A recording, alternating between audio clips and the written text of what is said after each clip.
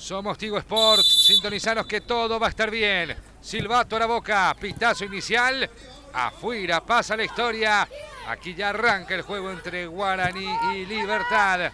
Autoriza el Aseño Cantero. Tiro libre desde la zona derecha. El centro que fue al área. Naomi intentaba. Angélica dio rebote. Chávez. ¡Gol! ¡Gol!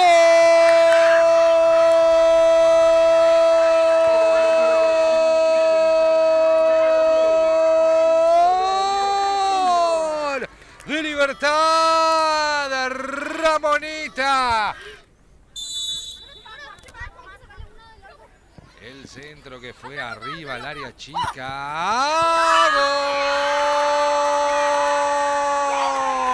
¡Gol! Angélica.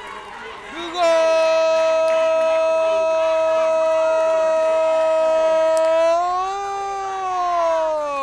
De Libertad. Ahí están los cambios entonces.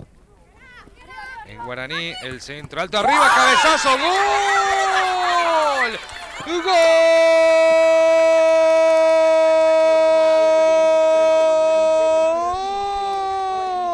¡Gol!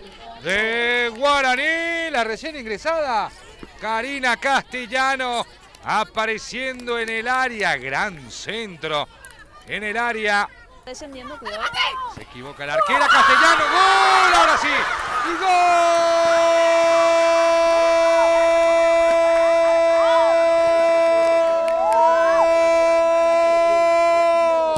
¡gol! De Guaraní, ahora sí, Karina. Señoras y señores, final del partido en Ipané. Guaraní y Libertad han empatado 2-2.